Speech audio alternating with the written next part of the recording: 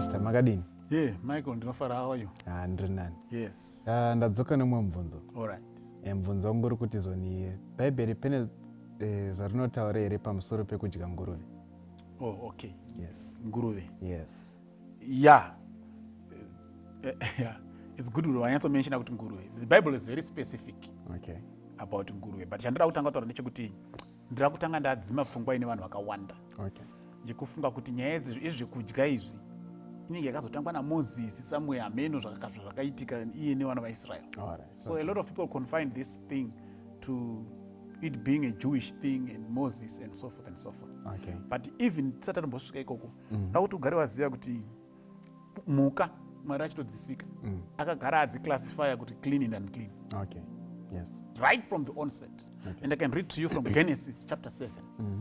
Noah avakangarava mhuka dzaakufana kupinda mugarava. Autunzwe instruction yaMwari.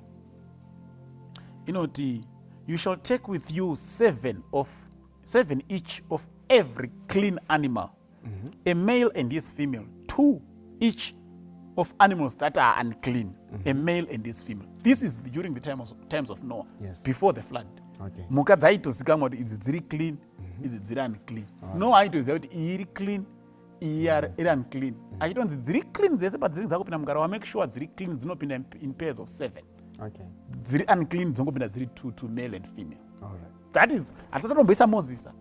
And Noah kwakatozova vana Afaxad, vana Rehu, kuna Abraham, Isaac, Jacob, Phares, Aminadab, Nason, Solomon, Jesse, David.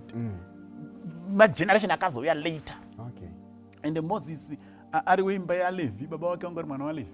All right. Vesina mai wacho. Yes. And Levi wanga ari vana vaIsrael.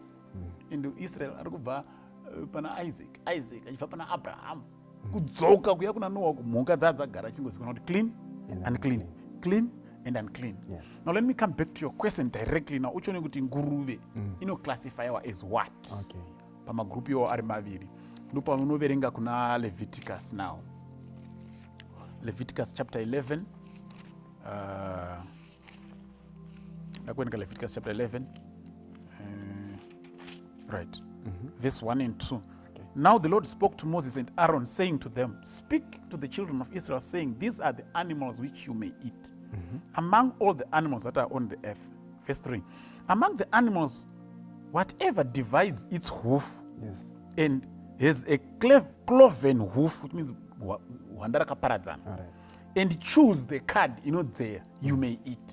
Okay. Sapa mhuka dzese dziri panyika apa, ine a parted hoof ichidzea, you may eat. Nevertheless, these you shall not eat. Okay. Among those that chew the cud, or those that have cloven hooves, which means kune dzimwe dzinodzeya asi dzisingafaniri kudyiwa, Okay. nedzimwe dzinohwanda rakaparadzana asi dzisingafaniri kudyiwa. All right. Because dzinodyiwa chete dzinofanira kunge dzine zvese zviri 2, hwanda rakaparadzana Okay. nedzichidzeya Yes. dzakulistwa dzisingafaniri kudyiwa. The camel ndongamera, because it chews the cud but does not have a cloven hoof, it is unclean. Oh. The rock hyrax, Yes. because it chews the cud and does not have cloven hooves, it is unclean. The hare, tsuro chaichai, Yeah. because it chews the cud but does not have a cloven hoof, it is unclean. The swine, nguruve, inzwa, Yes. though it divides the hoof, it does not chew the cud, it is unclean. Okay. And Yeah. their flesh you shall not eat. Okay. Saka nguruve hapana chibhenda apa. Their flesh you shall not eat. Tizozo chese. Mhuka yese isina zvinhu zviri 2 kana kuti ine 1 chacho bedzi isina zvese zviri 2 haifaniri kunzi it's unclean. Chinzwa Isaiah chapter 65 verse 3 and 4. A people who provoke me to anger continually in my face, who sacrifice in gardens, sacrifices, and burn incense on altars of brick, Yes. who sit among the graves and spend the night in the tombs, who eat swine's flesh, and the broth of abominable things is in their vessels. Okay. What happens? A people who provoke me to anger Yeah. continually in my face. And what are my groups? And my group they eat swine's flesh. Nguruve. And they provoke me to anger. Okay. Because yakagara yakaclassify kuti I know kuti vanhu vazhinji vanogona kugumbuka nezvatapa. because vakamboitesa vanoti inonaka. That's true. Saka kuti umuudze kuti nguruve haidyiwi, ndikaudza munhu kuti nyoka haidyiwi hapana anoshatirwa. But ukamuti nguruve achiti bacon, pork, trota, chichi. Yes. But zviri mubhaibheri. This is very biblical. It is classified as unclean. Yes. It must not be eaten. Simple. Okay. Thank you very much, Pastor Todautenda. You're welcome. Yes, I'll come back next time. Can I time another question? It's always a pleasure. All right. Thank you. Sure.